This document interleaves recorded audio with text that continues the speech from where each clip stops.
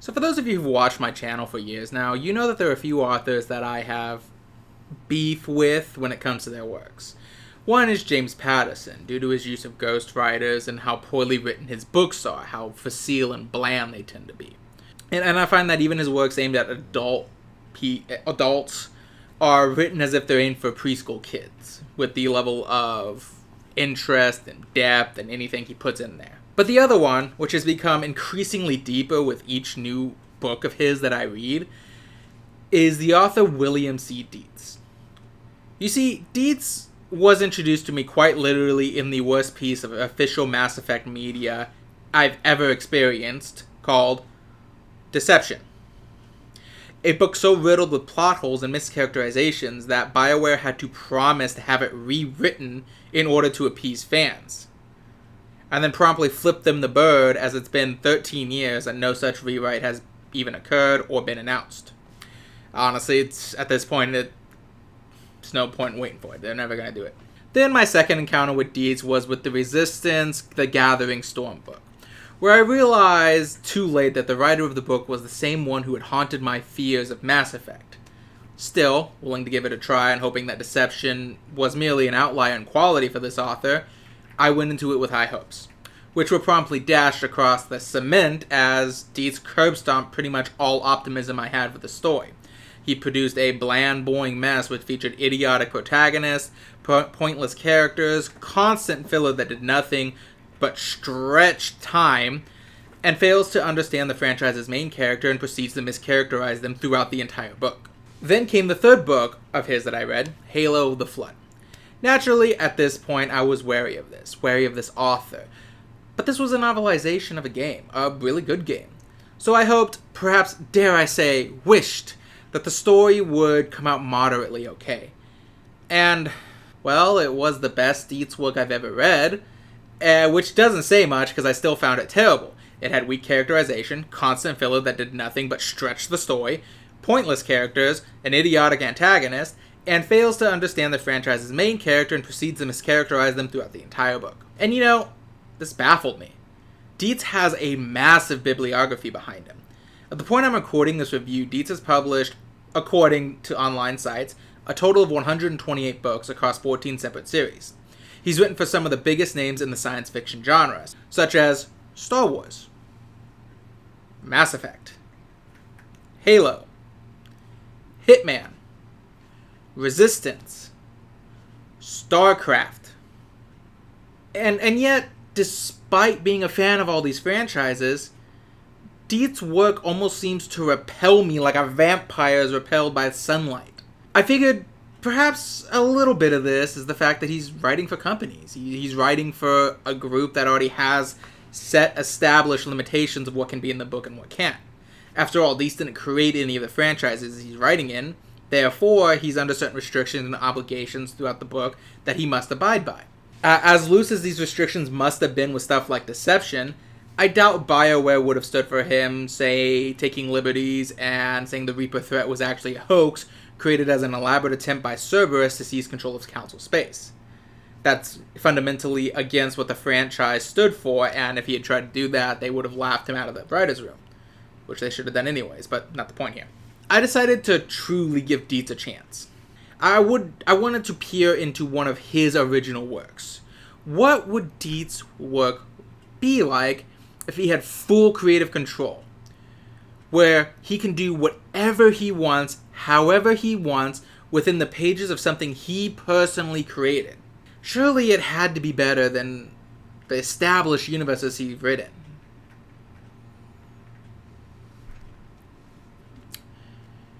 Crickets by William C. Dietz is perhaps one of the worst books I've ever read.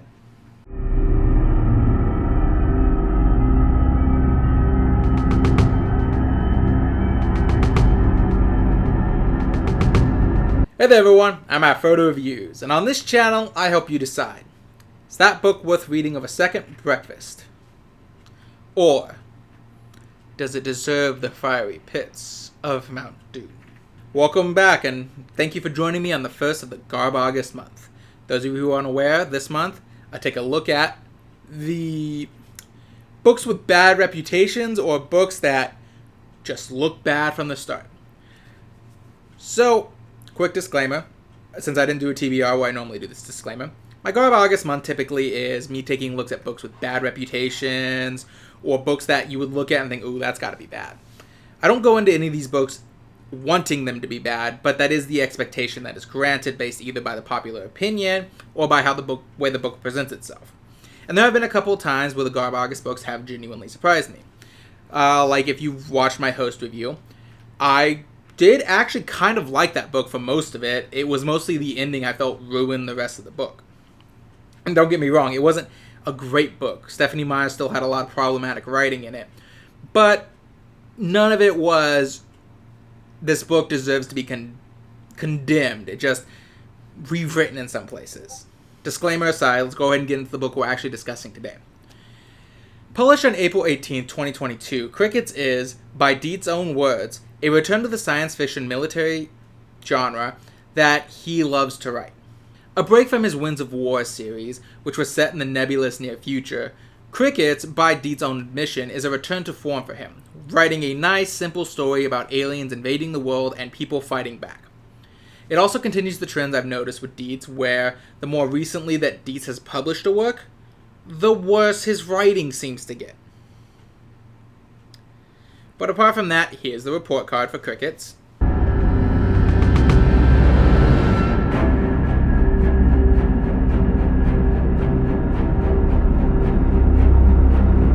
And now let's go on to the cover. Now, the cover of Crickets is okay.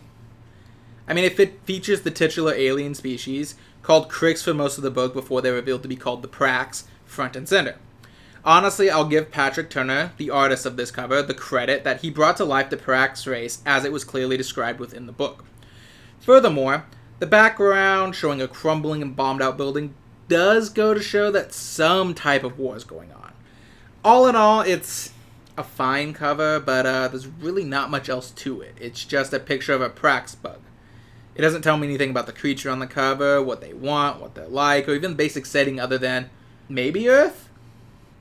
Arguably, even the idea that the book is called Crickets kind of contrasts the more bird-like design of this creature.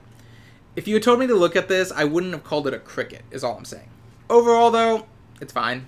Nothing more, nothing less. There's really not much else I can talk about. So the question is, what is this book about? Well, for the next few months, I'm going to try something new.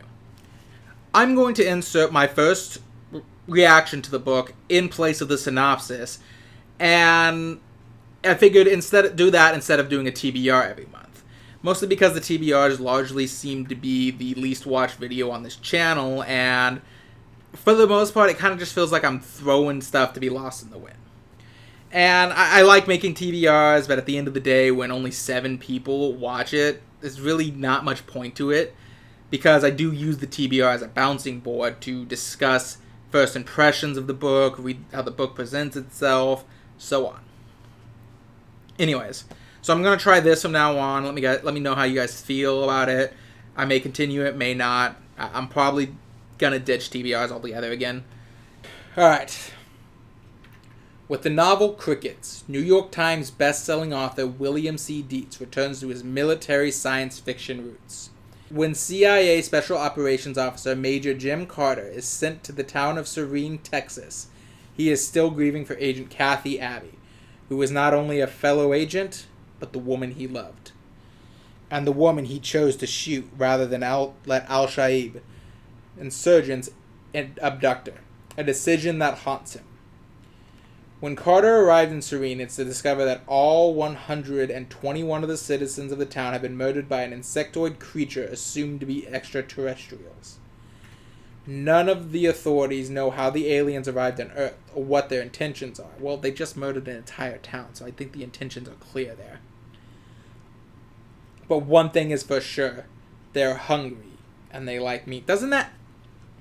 During the initial investigation, Carter meets Army officer and entomologist Anne Blake, who dissects one of the aliens. That's the beginning of a relationship which will be severely tested as Blake strives to learn everything there is to know about the Prax. The extraterrestrials strive to kill her, and Carter battles to keep the scientists alive. Millions die, governments fall, and the future of the human race is on the line. Crickets. So, I have to ask, of all the things to choose, of all the insectoids you have out there, all the weird-looking insects you have, why crickets? That's the big one for me here. It's not necessarily that the premise of the book sounds bad, but why crickets? Like, you could go spiders. You could go beetles. You could go ants. You could do all sorts of bugs, but I don't think monster when I think of cricket. Yeah, I'm curious. Why crickets? But for the most part, that's all I have to say on that one for now. Like I said, it does sort of sound like a mix of the stuff he's written before. It feels like a hint of resistance in it. But I'm not going to say for sure it's that yet, just what it sounds like. In the same way that, say, White Trash Warlock reminded me of Dresden Files. White Trash Warlock's not a ripoff, it just reminded me of Dresden Files. So, that's what I got to say about that book. Let's go ahead and move on to the next one. Alright, so let's go into this book and see why I was so hopelessly naive, and realizing just how terrible this book is. Naturally speaking, this review is going to be chock full of spoilers. So, fair warning, if for some godforsaken reason you want to read this book without any spoilers, which I honestly and truly wish you the best of luck if you do, I hope you enjoy this book, well, I very clearly couldn't, then I recommend stopping here. Just go find a different video to watch. I'll put one up there, or actually I think it's up there. And yeah, just go watch that one for now. I'll be doing the sequel to that one soon. So where to start with this book? Well, you see, that's a tough choice because I'm drowning in criticism for this book.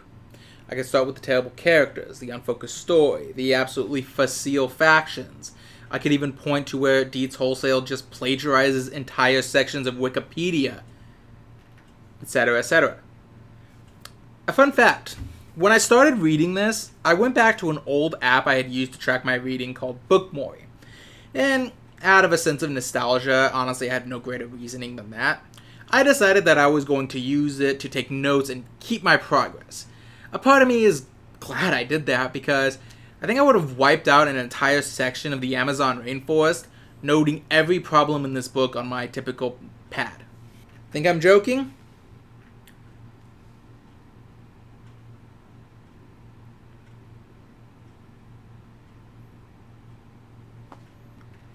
Yeah, that wasn't even the end of it, by the way. I just cut off there because I'll be scrolling for a bit longer. But, you know what? I'm going to start with one thing here. I'm 80% sure that this book is a ripoff of some other work, or a fan fiction he reconverted into an original work. If you want my guess, I think he genuinely wanted to write an XCOM book, but wasn't allowed to. Now, the reason I suspect this is for a couple things. The most egregious is the fact he basically just redoes the plot line from the Resistance book of his that I read. You remember how I commented at length about how the President's plan in Resistance was not only stupid, but people constantly poked holes into how bad it was, and yet this guy, without a shred of self-awareness, continues to insist that this is a brilliant plan, even though it takes all of 5 seconds of thinking about it to realize it's not going to work? I can negotiate with them. We just need to get them talking, after all. Sir, they have no reason to negotiate with us. Everything we know about them shows that they just want to wipe us out, and they have made no attempts to reach out for us. And they're actively destroying the climate as we speak, making life unsuitable for us humans. Even if we do manage to negotiate a peace with them, we gain nothing from it. In fact, they have most of the world under their control, so even if you use the excuse that we're building up our forces in order to respond to them, they'll be able to build up the forces just as much and even better. I can negotiate with them. Yeah, that same exact plot line is in this book too. Except this time, it's the Vice President. So it's different. Now I'm going to head this off to start by saying that I know that Dietz is portraying this plan as wrong. And I'll even give the author some credit in this book that he does add a little more nuance to the VP's plan by at least implying this is all a strategy concocted by Woodhouse, the vice president, in an effort to make it a future election campaign skew heavily in his favor. I get that.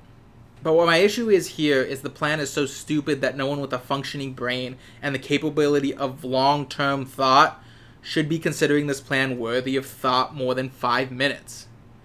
Those exact same criticisms apply here as they did in that review. Now, of the two, I guess I'm going to say this is the superior version of that, as it not only doesn't have the main pusher of the plan in the main position of power, but at least adds a bit more nuance, as I said.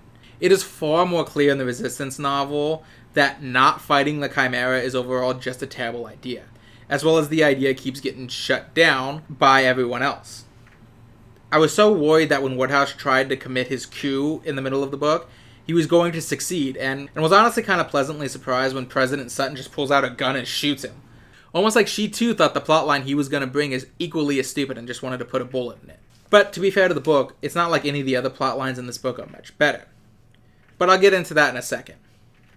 I'm going to divide this review into sections like I did with The Night and Its Moon. But anyways, another one of the reasons I'm sure that Dietz clearly wanted to write this as some kind of game book is just the utter lack of cohesion between the plots, and the reason some events are happening. You'd think from reading the back of the book, this book is going to follow the story of Carter and Blake as they lead the charge into figuring out what the Praxis' weaknesses are and defeat them. Except in this 310-page book, I'd wager only about... honestly, I would say it'd be generous to say they're even half of it. Now, for some, this could work. Like with President Sutton, who is the US president in this book. She's a great example of how Dietz not only can't write female characters, but can't write politicians either. But that's a whole other thing. Let's not get distracted. Now, the point is, Sutton's chapters don't bother me as much as her chapters focus on the main narrative of the story, while furthering other elements. Even if it did have this weird trend where Dietz continues to justify the constant sacrifice of civilian lives to defeat the enemy. Again, I'll talk about it later. But the point is, largely, it feels like this was a disconnected story telling the trials of a group of people undergoing some event that happened in another canon. If this was XCOM, it would make sense. It would be showing how the world is reacting to this alien invasion outside of the XCOM forces. And it would make more sense with the XCOM forces to be with Carter and Blake, because they keep going out into the field to do specific tasks and then coming back. Even though it doesn't make any sense for them to be out in the field. That would make more sense if you were, say, in a secret organization like XCOM that doesn't want to draw too much attention to itself, so it hires a scientist with field experience to go into the field so they can study things in the field and not have to transport it back, where they don't necessarily have the ability to do so under the thing of secrecy. You could also argue that Woodhouse's plan would make more sense if he knew about the XCOM group, which is a coalition of multiple nationalities coming together and trying to fight the alien threat all over the world.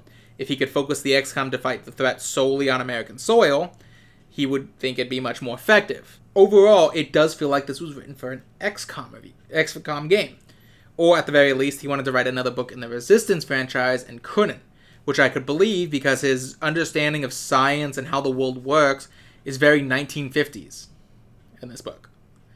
Like, there are a number of times where he brings something up, and it's like, in our modern day year of 2022 when this book was published, although I think he's supposed to be in the future because there's a couple of times where he refers to mechanized soldiers, there's no way the things that the Prax do, or the Prax have done, would have gone under the radar for so long.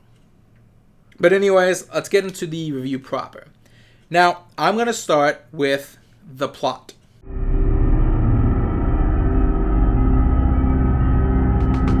Now, I'm going to go ahead and say that a good portion of the... I've already kind of critiqued a bit of the plot in my earlier comments. But, I'm going to go...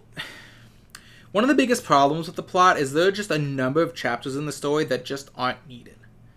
Did I really need to know the adventures of Stephen Olsen, the libertarian who rescues his family from a cult? And no, it's not a cult worshipping the Prax or any way connected to the main plotline. All the chapters involving Olsen and the cult can be cut completely without the narrative of the story being harmed in the slightest. Hell, even when they revealed that the cult was forcing his family to manufacture ammunition, my thought was, oh, okay, so the cult is supplying ammunition to the government, and him destroying this factory is going to create a shortage of ammunition in which they can fight the Prax in. You know, a nice, nuanced take on the whole matter. Or hell, even it would make sense even if the cult was supplying ammunition to the Prax. But no. Hell, even his third chapter, which is supposed to be the payoff chapter for following Stephen Olson's story, could be completely cut. I don't really need... It's just, he decided to join the militia and help fight the Prax in a more military sense. That's it. That's the extent of his story. Back to the pointless chapters. Did I really need a chapter where a coalition of gangs lead an assault on a cricket hive, proving more effective than the US military in actually defeating the ongoing threat? The only thing that chapter amounts to is giving Dietz a way to ass-pull a translator into the story, since I guess the scientist character he created to do this isn't smart enough to do it. Was it really necessary to learn about the convoy drivers coming across the dead alien queen? Sure, that convoy driver appears again later in a second chapter, but again, not in any meaningful way, and his entire plotline could have been erased to no detriment of the book. Sure, it's a cool, heartwarming scene to see him save a school bus full of children, but it doesn't really matter in the long run of the narrative, because it doesn't mean anything. What about the naval scientist who finds the UFO? Well, I say UFO, but it would technically be an identified flying object, because it would know it's a Praxtron. Anyways. Well, we sure as fuck don't see him or his invention again. What about the chapter with the geologist, where they need to go to a place that's obviously the host of a Prax hive to test to see if it has a Prax hive on it? Oh, and by the way, once more proving that the US military and Dietz' science character is completely worthless, as they discover a method of fighting the Prax that no one seems to have thought of. I mean, it's a mind-boggling change in the way the Prax should have been fought. It doesn't really amount to anything, but it should have been. Now sit down for this, because I'm sure you would never predict this. It would be like a once-in-a-million-lifetime chance to possibly have discovered this. Once in a billion, actually. There's no way a regular scientist character could have found this out. I mean, these giant alien insects who are invading our planet, what possible weakness could they have? What wondrous idea did this fight in specific that required this specific scenario, this specific coalition of forces, being necessary in order to learn it? Use pesticide on them. Yeah, that's it. Pesticide. On the giant alien insects. Who would have thought? Honestly, truth be told, I think even Carter and Blake are largely pointless in the overall narrative of the story. There's very little usefulness of the narrative to any of the characters. I would argue that Seton is the most important character of the story because she's the only one who pushes things forward in a way no one else can. Because around page 203, I remember making a note on my app that despite for the supposed importance of the plot, despite the fact that the leader of the Prax forces themselves has singled Blake out as someone he needs to kill, neither of these characters have actually contributed anything worthwhile to the fight against the Prax.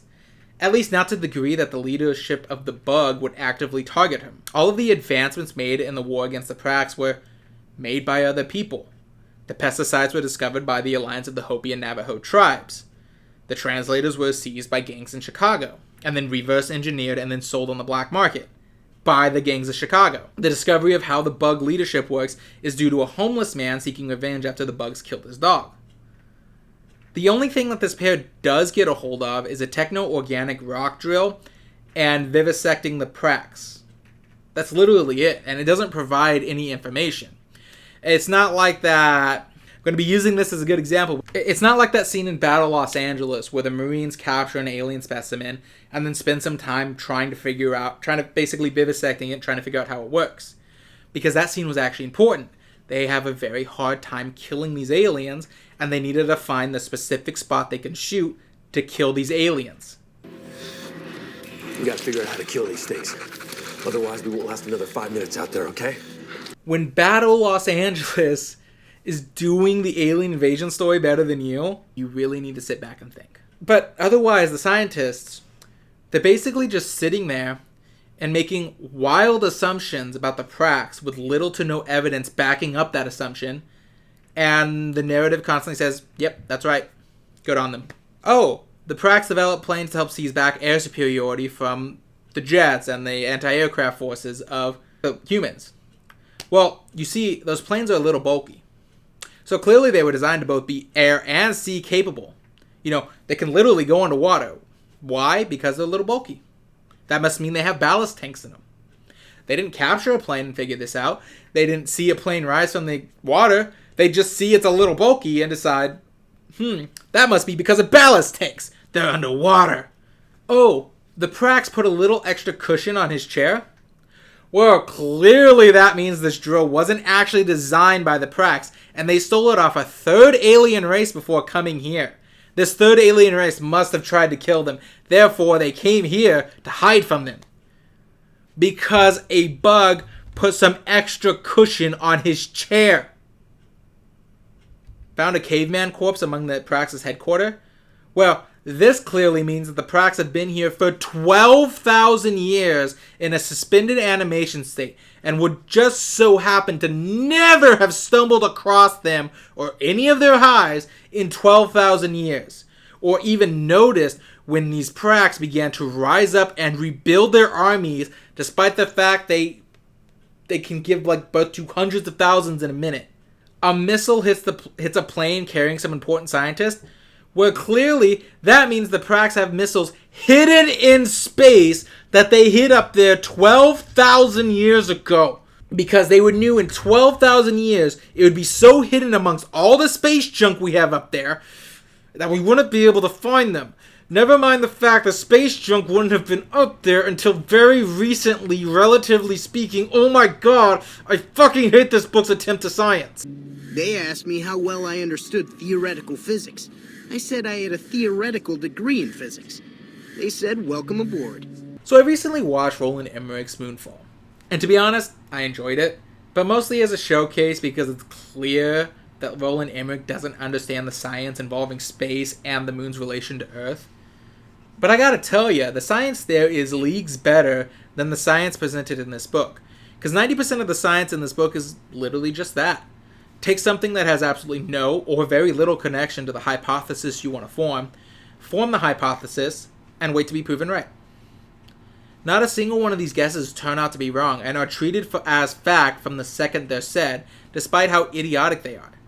Seriously, I can't get past the idea that just because someone had a little extra cushion on a chair, that clearly means they stole this design from a different alien species that they fled from. I don't get it. And if that was the worst the plot had to offer, it honestly wouldn't be too bad. No. Including the fact that this is an incredibly stupid plot, it's also riddled with plot holes, because Dietz couldn't even keep that consistent. For example, it's established very early on that I should learn how to say this properly. For example, it's established very early on that the chitin of the Prax is extremely durable and requires armor-piercing ammo to punch through, or enough accuracy to hit them right in the head where the armor is least durable.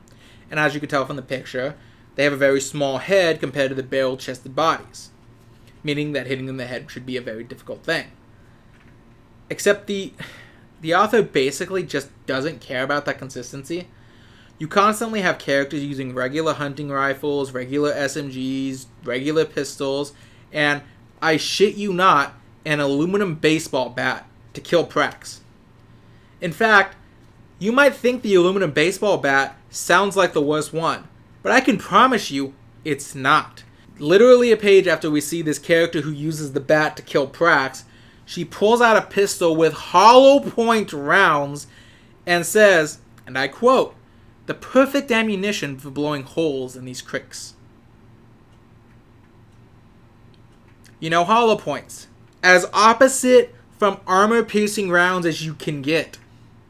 Hollow points. Well, perhaps we should talk about how the Prax's eating habits changed to fit the plot at hand. The Prax indiscriminately kill and butcher people for their meat left, right, and center throughout the book. Except when it's a main character that our author isn't quite ready to get rid of, or if the author has to convey information and can't think of a better way. Oh, well now the Prax occasionally cryogenically freeze people to keep them fresh. Like the caveman.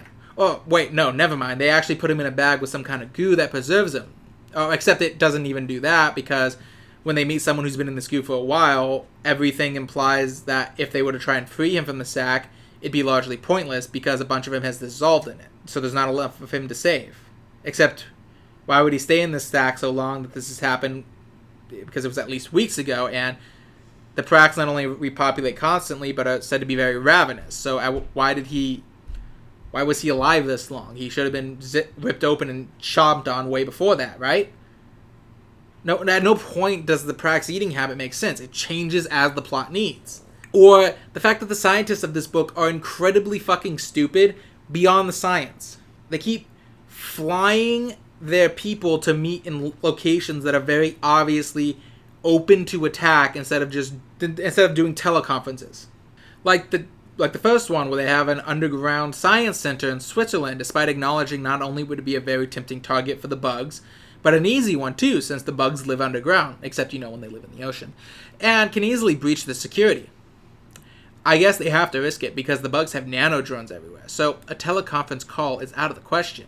Except, not only would the drones be present for this in-person meeting as far as we're aware, the next chapter literally introduces us to a character not part of the military, with none of the military's resources, having a specific device that disables all of these nano drones within a certain radius, meaning teleconferencing was perfectly reasonable and they just chose not to do it.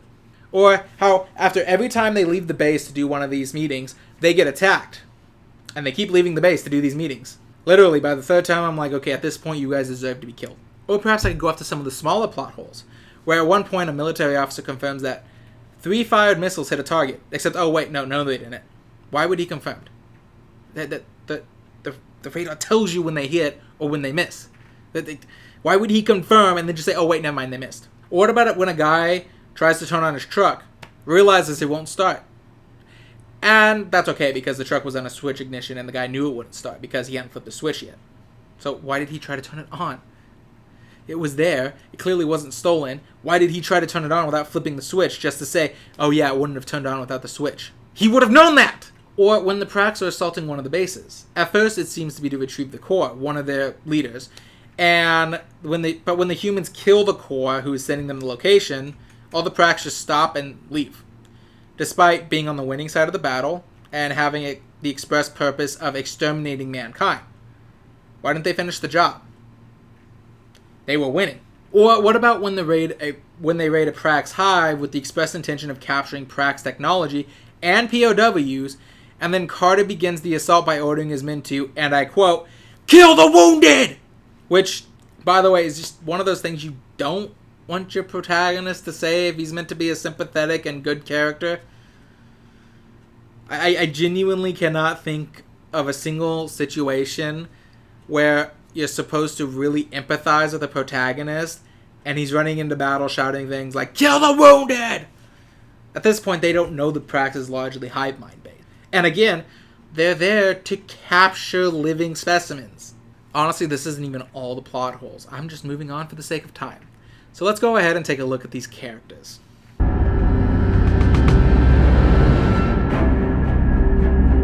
So I've given Dietz a lot of shit involving his characters, and for good reason.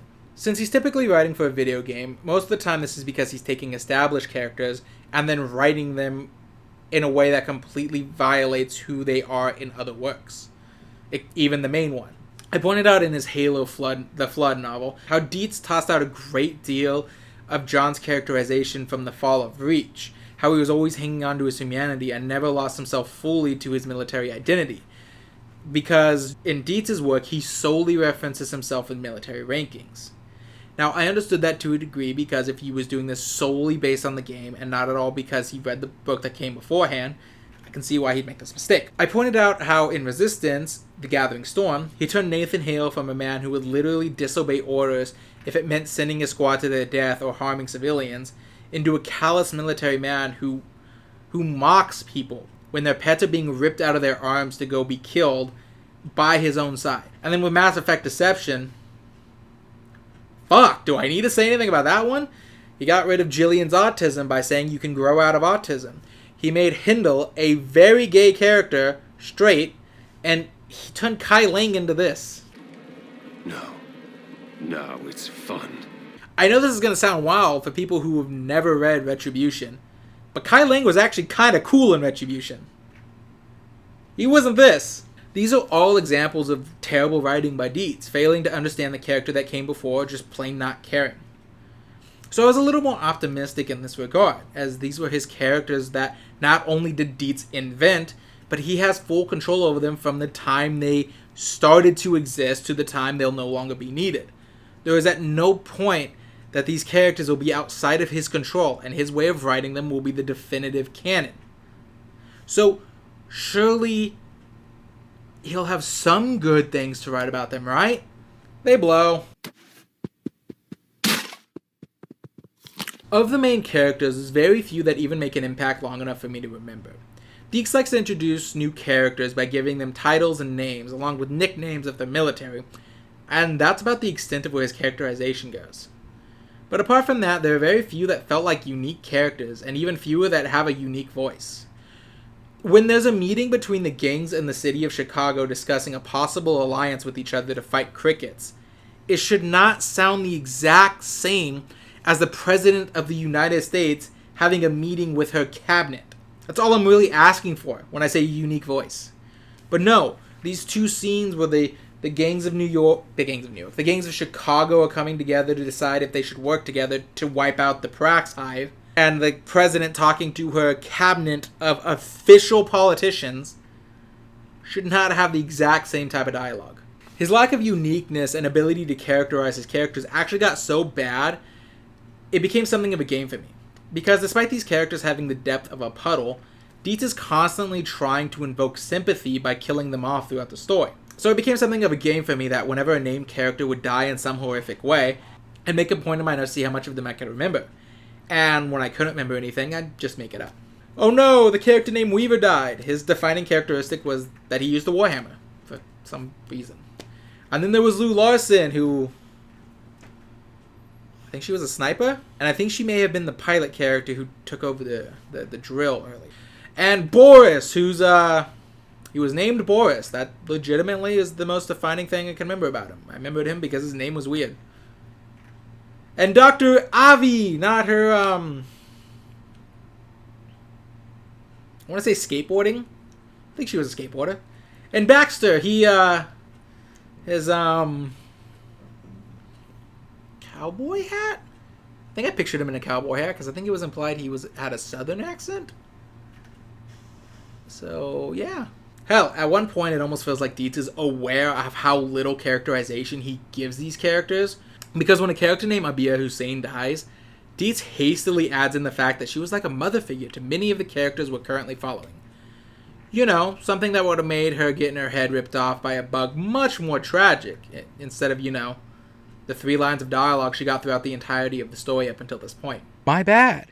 I did some backtracing and I found out she has a singular line of dialogue.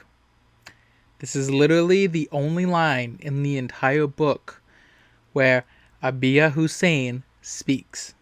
But no. It's much more important that Dietz needs to keep introducing random characters and unrelated subplots to our main story every other chapter.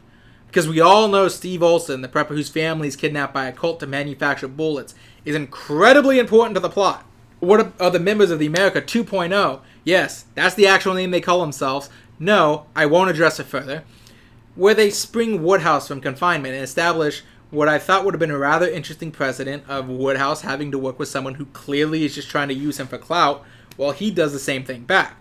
But ultimately that's all rendered pointless as they're all captured by the bugs a couple chapters later, and effectively written out of the story, meaning they accomplish nothing other than keeping my least favorite Dietz plotline around longer. Or what about the football player who hates being in football, and when the Prax attack the football game he's in, he saves only the girl he likes, and then when she's like, wait, what about my family? They're out in the thing. He's like, they're all dead, you stay here with me. But by the way, he's a good guy. I'm exaggerating, but this kid does come off like a psychopath in his scene, because when she says that, he tells her they're all dead, and then he's like, I feel nothing for them. You never mind the fact that the girl he has a crush on, not even his girlfriend, by the way, just the girl he has the crush on, has to now live with the fact that her entire family's been slaughtered by an extraterrestrial alien menace that ate them. Yeah, no, it totally makes him look sympathetic by saying, they're all dead and I don't care. Or what about Blue, who is an extremely vital character, the gangbanger from Chicago? Actually, the funny thing is I joke a bit, but the sad truth is Blue is one of Dietz's most defined characters. She's a former MMA fighter who became an enforcer because she got washed out of the sport. She doesn't seem to like what she does, and kind of wants to be normal and flirt with the girl who runs the boutique, but no, she can't, because one day she might have to rough up the girl from the boutique when she doesn't want to pay. She has a specific fighting style that works because she's a gangbanger and, can actually form a mental picture of what she looks like in your head, in wake of Deetz's complete lack of character description for any character in this book. But as defined as her character is, she's only in 2 chapters, and the only purpose of those 2 chapters is to introduce the Prax the human translator, which ultimately doesn't contribute anything to the narrative, as the Cores in Prime can speak English anyways, and the Prax drones are mindless fodder. Never mind the fact that this should have been an achievement given to his scientist character. Speaking of, let's discuss the actual main characters of the story. Oh well, the consistent characters throughout the story, because they're not really main characters. The first is Major Jim Carter. Now, this book is going to try and convince you that Jim is this complicated guy who's got a lot going on for him emotionally, as during the first chapter, he was at the funeral of his partner who was forced to kill overseas as she was about to be kidnapped by hostiles. But in all actuality, he's the least interesting of the group I'm about to mention. He's incredibly blank as in terms of characters, incredibly bland, and what few bits we get from him is a guy who's rather trigger happy. This book wants me to believe that he had to pull the trigger on his partner to save her, but then right after he put a bullet in her, he immediately shoots the 2 men who had her in the kidnapping as well. If he could have done that at the start, why didn't he? Surely freeing his partner and allowing her to get her gun and escape would have been much more important, and it was only when there was too many people for him to shoot that he could have saved her. And he talks about reinforcements coming later, but despite that, he has enough time to get off his sniper perch, go all the way down to her body, and recover something from her body before those reinforcements show up. So, from the way the story presents it, he 100% could have saved his partner, but he chose to kill her instead. And the book wants us to believe that this is haunting him throughout the entirety of the book. Place swarming with legion, hundreds of them, bidding for things no man has a right to. I just had my rifle with me. Just me against all of them. So I took the shot. Except then we get to a scenario where the Prax take a hostage. His instant reaction is kill a hostage. If he had thought about it in any way, if we had seen him do any mental hurdles of trying to see if there's a way he could have saved the hostage, but realizing he can't, he struggles to give the order before one of his men take that out of his hand and do that anyways. And something like that, something to give him character, I'd be a little more forgiving of this scene. But in the story, he's basically just slamming his hand on that renegade interrupt the second it comes onto the screen. All of you, back off! I'll kill him! Oh my gods. Hostages only work when your enemy cares if they live. He also really likes to wag his dick. Because Dietz characters like to do that for some reason, especially if they're in the military. At one point, they're going to assault a Prax hideout in order to escort scientists in and try to gather info. So he parks outside their base for 3 hours and then shoots a heat-seeking missile at any creature that pokes their head out of it. It says there's a shield dome over this hive, but that shield dome doesn't exist after a certain point, so I'm not sure. That's another plot hole. It just literally vanishes. They don't find... The shield dome never appears again. It doesn't stop any of the missiles from hitting it. It just... He just sits outside a base for 3 hours to shoot a heat-seeking missile at any Prax drone that pokes its head out. At a certain point, he's just an idiot and is clearly supposed to be the player character. Because, in reality, a military operation, this isn't a siege. Surprise is a very vital element in military operations. At a certain point, he's just an idiot and is clearly supposed to be a player character if this was a game, which unfortunately means he has no real personality to speak of. But what about Major Ann Blake, the main scientist character? She definitely has more of a personality, I can promise that. Too bad that personality is that of a fucking bitch. So I'm being generous when I say she has much more of a personality. In reality, for the most part, her entire personality is, wow, she's not a timid and meek scientist like other people. But then she did something partway through the book that just made me hate her. Yeah, you see, after the first base gets overran with the bugs, basically they Zerg rush everything. They don't care about their losses. They just keep running at it until the bodies pile up so high they use it as a shield. Carter managed to get the scientist and his team out on the AC-130. But only barely. Now, actually, you know what? I'm just going to read you this section right here. I'm going to let you make your own decision. Well, actually, I'm not even going to... I've already told you. But I'm going to go ahead and read you this quote from page 198. So I'm going to skip a little bit here just for the sake of it. Blake made her way to the front of the cockpit where she introduced herself. Hi, I'm Lieutenant Colonel Blake. I called her Major, didn't I? Huh. My bad. Hi, I'm Lieutenant Colonel Blake. Once we're airborne, I want you to circle around and perform some pest control. Major Carter won't like that, but I outrank him. Got it? Ex-Air Force pilot Miley Crawford was sitting to the left of the seat and knew how to take orders. Yes, ma'am. Good, Blake said. Let's roll. Carter said, what the fuck? And started to stand. Blake pulled him back down. That's the order I gave, Blake told him. We aren't leaving without giving the Zoomies a hand. Well, your orders suck, Carter replied angrily. If this plane goes... Oh, let me get that. Well, your orders suck, Carter replied angrily. If this plane goes down, you, your scientists, and all the data on your computers will be lost. That's what the critics want. They want to kill Sutton, yes, and you as well. That's a chance we're going to take, Blake said firmly. So, get over it. Carter stared at her. You need to consider the big picture, Colonel. Is that what you were doing when you shot your partner? Blake responded. Looking at the big picture. And by the way, there's nothing done to redeem her from this. Like, literally the only time this is acknowledged is a few chapters later, where Blake is like, sorry about what I said. I like to win arguments, so I say some of the nastiest things I can to people. Aren't I quirky? At no point does she atone, or does it really seem like she realizes what big of a line she crossed with Carter. Nor does the story seem to care about calling her out on that. In fact, it almost seems to celebrate, ain't she a badass? She almost got everyone killed from a petty need of vengeance. Yeah! Because, yeah, they almost die because she ordered them to do that. And then there's President Sutton. Now, Sutton is a strange case. On one hand, she's one of the more fleshed out characters, as we see genuine moments from her that don't feel like waving a paper doll back and forth and telling us, look at this person. See, isn't she a person? And she has some cool moments. Like I said, my personal favorite was when she got sick of Woodhouse's bullshit plan and coup attempt and then just shot him. But at the same time, she doesn't feel like a person who should hold the position she does. She's extremely unprofessional because, as she proudly exclaims, "You go, girl!" to one of her cabinet members when that cabinet member is sassy with someone legitimate concern to their operations as they fight bugs. Multiple times, it doesn't feel like she's taking the situation seriously that's killing most humans on Earth. And she's very callous about human lives, even though the book tells us she isn't. The author can have her break down all she wants after she orders the bombing of an overrun military base because the personnel are still on that base when it happens. But she has a callous disregard for any other life in most scenarios. For example, she knows that Russia is currently fighting with the bugs in their territory, and knows that the bugs have a specific interest in killing her and Blake. Then out of nowhere, with no provocation, a Russian missile base fires a missile on the US, aiming for the capital. Natural conclusion would be to quickly take down the missile with anti-missile defenses, which they do, and assume the bugs seize control. Worst case scenario, respond with a missile to that facility. Nope! She assumes Russia itself launched the unprovoked attack for no reason whatsoever, and instantly orders a missile strike to the heart of Moscow.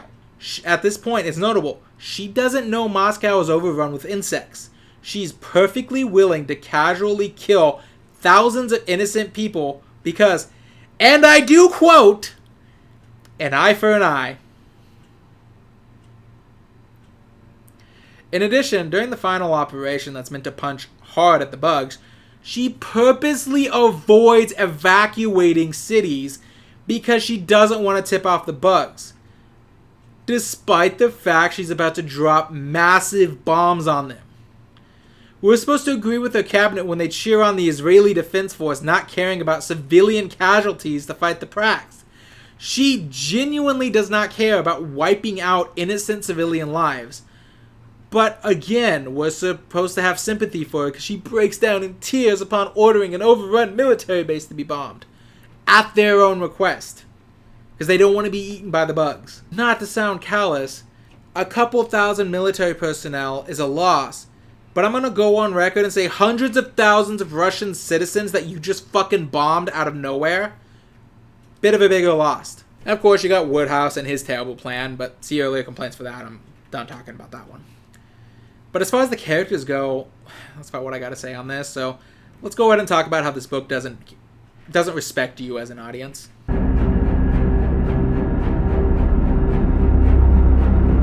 So I briefly considered making this a world-building section, then going into the technicalities nitpicks with the work. But then I realized there's no world building in this novel to speak of. Genuinely, there's nothing about this setting that marks it as unique. I made a whole section of the night and its moon, but at least it tried. It attempted to establish a world and fumbled. Much better than the nothing burger that Dietz gave me by far. I'm talking like this book is set in the year 2022, but it's clearly supposed to be in the future. Again, it talks about mechanized soldiers, which again is another case where I wanted to point out that it feels like this was supposed to be an XCOM book. Because it would make sense if these are the MECs. But no, at one point it mentions mechanized soldiers, but as far as I know, there's so little detail to this world that I don't know what the setting is in.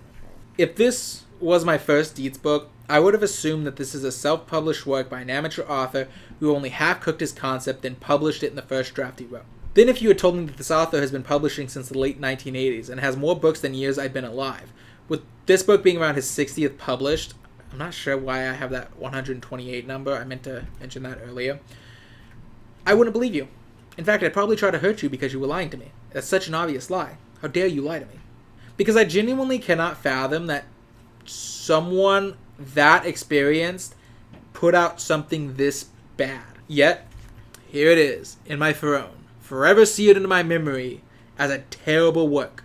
And to be honest with you, the book seems to hate me as much as I hate it. For one, it treats its audience like it's fucking stupid. And I do mean that. Like, I've talked about it before, how books don't trust their audience to get things. With my most recent review, I mentioned it in Dust and Decay, where the author blatantly spells out the subtext of scenes he's playing out, feeling like he didn't trust you to understand what he was saying with that scene. And yet, I would take that over this, because at least he was describing what was supposed to be subtext. There would be some people out there who didn't get that. I think he should have trusted his audience to get that, but it's a book aimed at young adults, so this book is aimed at adults, fully functioning adults with fully functioning brains. It explains what it means to be hard. Carter was sleeping where he always slept, which was on the floor of his apartment, wrapped in a single blanket with a 9mm pistol in his right hand. There were a number of reasons for that. Primary among them was the need to stay hard. Hard being the opposite of soft. It explains that an obvious joke was actually a joke. The announcement woke him. The voice was female. "This is Captain Torres. Please check your seatbelt and secure your belongings. We'll be on the ground in a few minutes. Thank you for flying Midnight Express." That last part was a joke, and Carter smiled as he looked out the window. For context, they're on a military plane. It expects you to believe that in the year 2022, a massive alien invasion, which at this point has overran entire countries and slaughtered millions of people, is still under wraps by the government, and most people only know what Seton is telling them. Because, social media is not a thing. Seton made a note in her day timer before turning her eyes to Press Secretary Milton Hughes. "Okay, Milt, lay it on me." Hughes had a receding hairline, a furrowed brow, and coffee-colored skin. He shrugged. "The COVID-20 story went down in flames. The media is pestering us for more information we don't have, and all sorts of rumors have surfaced on social media. Unfortunately, some of them are true. Flesh-eating aliens are attacking us, and the citizens of other countries as well. I recommend that you hold a press conference and tell the American people what we know and don't know."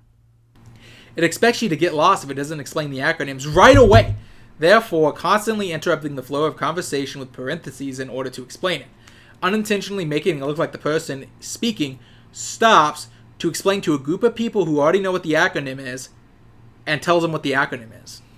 Honestly, this book would be less insulting if this was written by an amateur.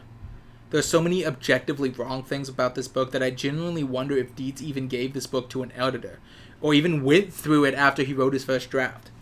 There were tons of typos. And there's several times where Dietz just starts to write something, and I'm left to think, did he fade out halfway through the sentence? Did he start writing it, decide, oh, I'm hungry, stand up, walk away from his computer for several hours, make a sandwich, watch some TV, take a nap, then return only to have a vague idea what he was writing, and instead of back reading a little, just kept writing on what he thought he was writing about? Because that's what he did on page 142. For context, this is a scene where the Prime, the leader of the Prax, is contemplating with itself on how to handle humanity as they've proven rather resilient. But interestingly enough, the fourth threat facing the Prax had very little to do with humans. The threat came from the Givers. which was to say the complex bioelectronic organisms responsible for birthing new members of the Prax race. Yes, thousands of soldiers had been killed, but even so, the givers were giving at a rate far in excess of the meat's birth rate of about 1.05%, a number that would inevitably fall even lower as millions of the humans were consumed or rendered inedible during battle. So what to do? The knowledge was there, to be found, in the history of a long succession of the primes, which had confronted the issue before.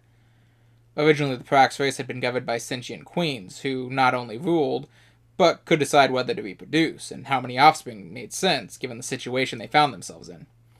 Then, over millions of years, biocomputers came into existence, and when it became possible to link a queen's nervous system with the Nexus, the ruling monarch approved. Gradually, over thousands of years, the queens grew more and more dependent on both the Nexus and the central biocomputer called Prime. As that occurred, the queens became increasingly centered on the reproductive aspect of their duties. After a series of disastrous mistakes by successive queens, generations of primes took steps to breed queens that were increasingly compliant, until, eventually, the former monarchs had no free will at all, and that was how the givers came into being. The problem was that, because they were no longer sentient, the givers were either on and producing Prax at full capacity, or they were off. The answer is to have 237 givers killed. Problem solved, Prime decided. You see how all over the place that section is? First, the section starts about talking like this is a problem, only to switch halfway into it, then talk about it how it's really a strength. So that's already one plot hole here.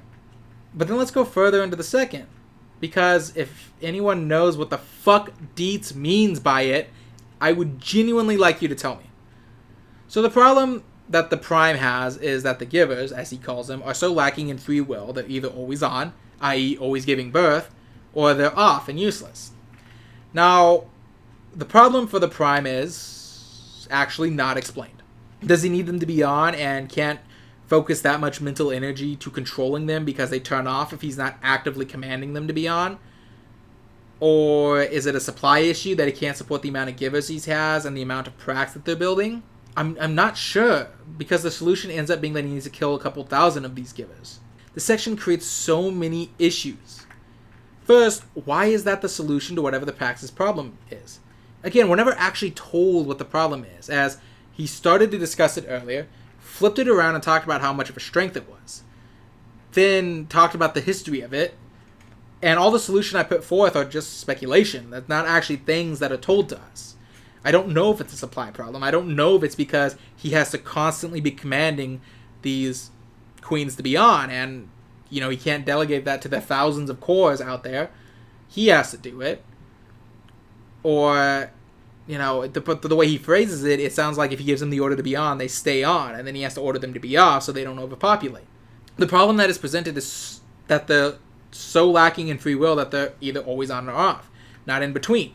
So how does killing a couple thousand of these queens solve anything when the Prime's entire strategy against the humans is to throw overwhelming numbers at them? If it needed to slow down birth rates, just order the queens off for a bit.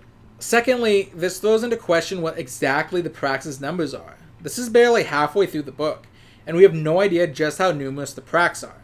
Clearly, Dietz wants their biggest strength to be the pure amount of numbers they have against humans. But at the same time, it makes me wonder, if their numbers are so large, why are they constantly hiding and hitting with guerrilla tactics? We should be seeing millions upon millions descending on places like Washington, D.C. to try and kill Seton. Instead, the Prax repeatedly try subtle, less direct methods, implying they don't have the numbers to overwhelm D.C.'s defenses. Clearly not a care for the soldiers, as in earlier battles, their tactic to destroying planes was throwing themselves in the engines of those planes to crash them. Furthermore, if there are enough queens that the Prime can just casually decide, he can just 2,000 dead. After less than a minute's thought, how many queens are there? And considering we see a queen later on and how massive they are, enough that humans have to use a giant crane to pull the body out of a crater, how on earth are that many hidden around the globe without humanity knowing about them? This one section offered so many questions that never get answered. Another thing I noticed is that Dietz has a strange pro-gun sentiment throughout the entirety of the book. When it was a character like Steve Olsen, it was negligible because he's the prepper POV and I can see his character having these views. But no, it's the narrative itself that pushes it.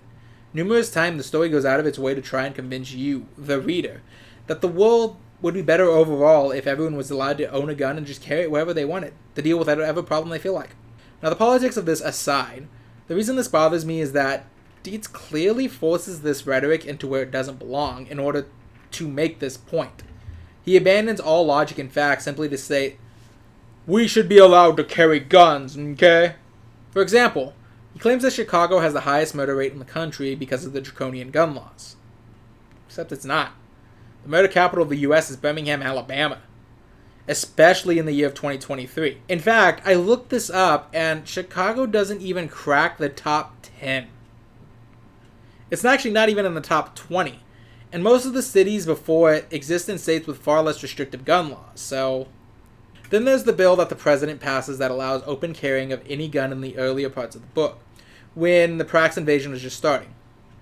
Now, the book tries to hype this up as an intelligent and smart move, arming the populace with weapons in light of the alien invasion, but it's not.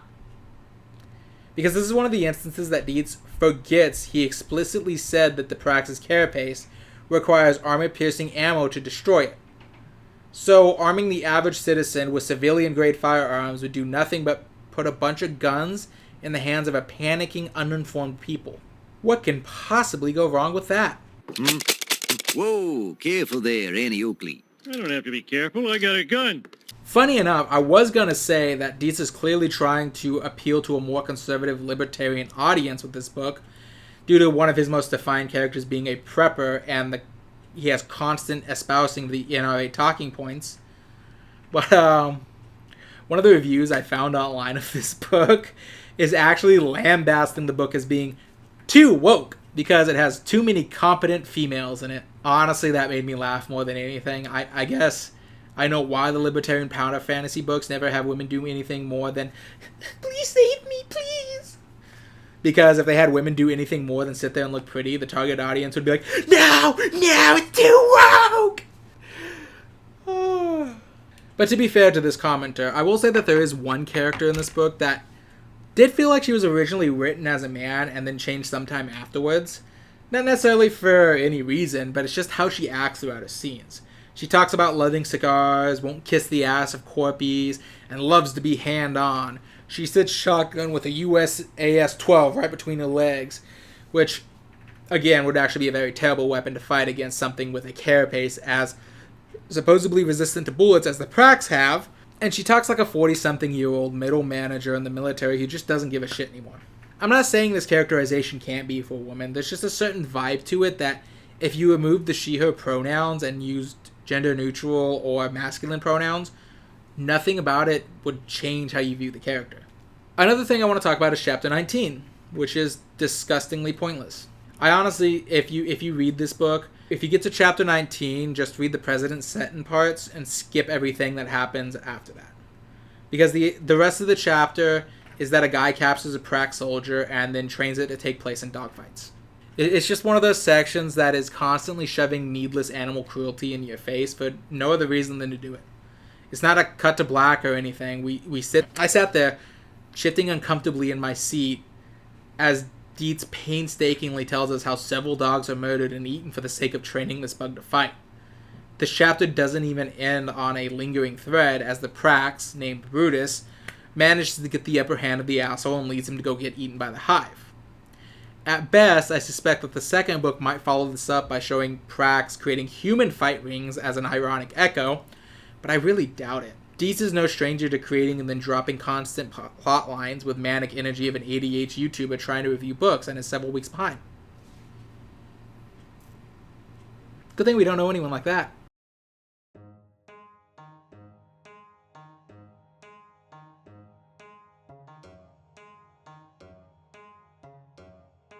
Like, on page 52, there's no space between Team 1 and entered here, which is an actual typo.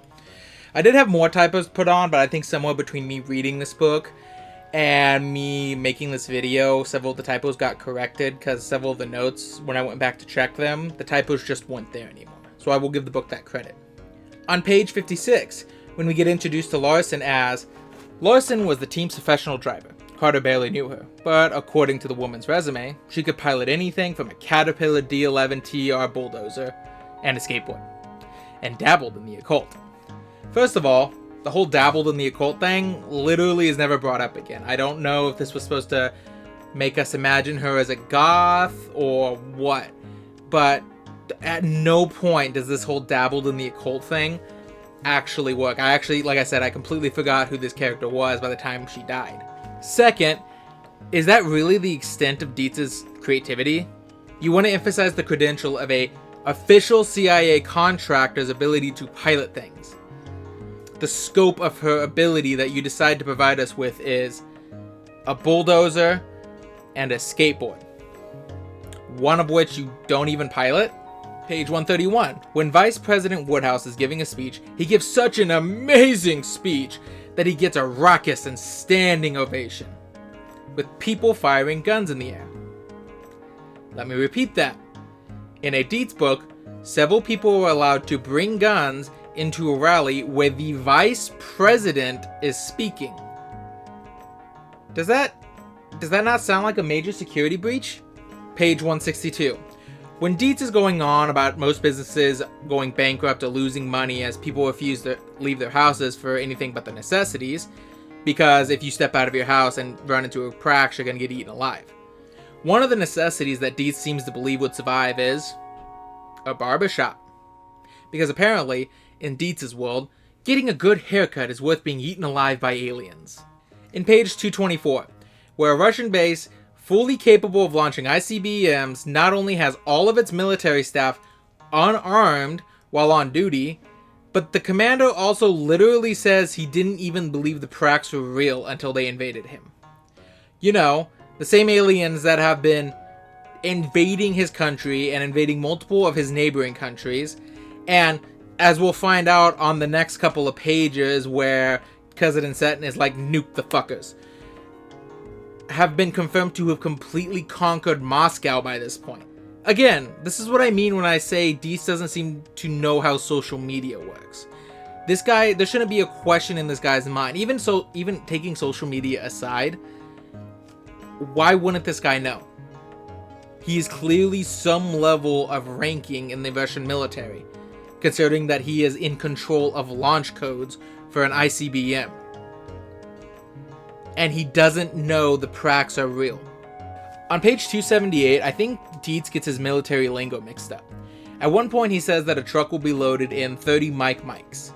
The problem is, the way Dietz is using this, the context of the scene, it tells me what Dietz is saying is that it'll be loaded up in 30 mics or 30 minutes. When in reality, when he uses the term 30 mics, it means 30mm guns. So the sentence should actually read, the trucks will load up in 30mm guns.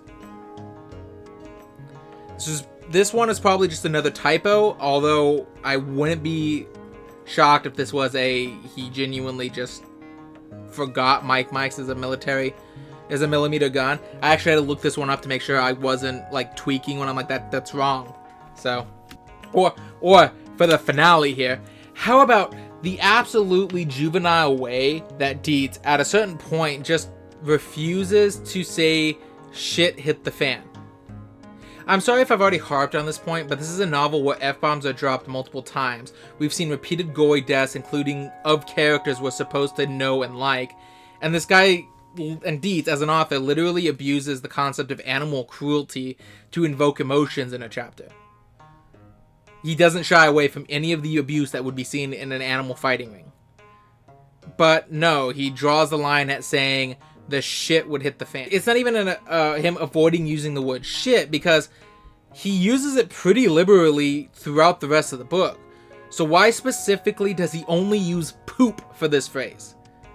I know this is such a petty thing to be angry about, but like, I genuinely don't understand it. Why? So anyways, as you can tell, I find this book to be a boring plotting mess that fails on genuinely just about every level imaginable. The plot, the characters, the world building, objective writing as plot holes, so on, so on. In the end, this would, I think I would genuinely give this book a 2 out of 10. No, God!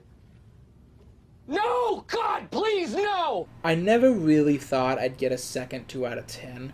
The 2 out of 10 I gave Rebel City of Indra felt like such a weird outlier, largely because, well, I mean, I made 3 hours explaining why I felt it deserved a 2 out of 10. I don't need to go into it further, but I want to say that the main reason I gave this book a 2 out of 10 is because this is a Dietz work. And don't take that as a personal grievance against the man. I mean that solely in the case that someone as skilled and experienced as Dietz is should have put out something far better than this. His Halo The Flood book is leagues better than this. Hell, I'd even take his Resistance Gathering Storm book over this. I theorized in the Flood review that Dietz's writing has gotten worse the longer he writes, and Crickets has done nothing but confirm that. Someone who has written, until this point, at least 60 books, should not have been making the mistakes Dietz made throughout the entirety of this book. I have read self-published works on Amazon more technically sound and coherent, with better characterization. I think I've commented before, but there's this book called The Venomous Tempest, and I didn't very much like that book. It wasn't a very good book to me, but it was far better than this. You know, writing this review was actually a genuine chore and took me a few days to actually get out. So, because, I mean, where do I start with it? Was I supposed to start with a terrible plot, the fact that the book thinks its audience is stupid, the horribly written characters, the constant wasting of my time during the story, the fact that the world building is atrocious and I can't tell you a thing about the aliens or even the world we're set in? Is this set in 2022 or is it set in the near future? How he clearly just recycles plot lines from other books, the actual inaccuracies in both his military lingo and weaponry, the rampant plot holes, the fact he constantly says, the poop will hit the fan, instead of just saying shit in this book aimed at adults, with tons of gore and death. The terrible science and betrayal of science where people make wild assumptions based on little to no evidence and somehow are always correct. Remember, they figured out the Prax were fleeing from another alien race because a seat has some extra cushion on it. The tons of genuine typos in this book. Or, something I didn't talk about till this point, the fact that he wholesale just copies Wikipedia articles into the book. Or, as this resource I found online suggested, it's more likely that the text was AI generated, and that Dietz just copy and pasted from an AI generator. I don't want to accuse him of using AI in the rest of the book, but at the same time, the writing was pretty bad. Probably should have plugged it into a AI detector beforehand. I'm really glad I read this on my phone, because I think if I had read this anywhere else, I wouldn't have realized he'd done this. But in this book, there are a number of sections. When the naval officer is hunting down that UFO, there's a number of sections that have hyperlinks to Wikipedia articles. And I looked it up. Apparently, these hyperlinks indicate that the story, that thing was copy and pasted from something with that hyperlink. Now, he didn't plagiarize whole sections of the book. It was mostly technical elements. But if he's getting that lazy about something he said he wanted to write, why are we giving this book a 4.2? I was drowning in options, and I didn't know where to start, what I had to cut, what I had to put in. How to point out this book's 4.2 on Goodreads is one of the most undeserving ratings I've ever seen for a book. I've read Fourth Wing, Redeeming Love, Shibumi, Hopeless by Colleen Hoover. And I can honestly say that of all of them, they deserve their ratings far more than this book does. Now, I'll preface this by saying that the book only has about 200 plus something reviews, but even Wardens of Eternity, a young adult novel that I read about 2 years ago now, has 287 ratings as of me recording this, and it still sits way lower than a 4.2. In fact, I would say that book is being more harshly judged than this one.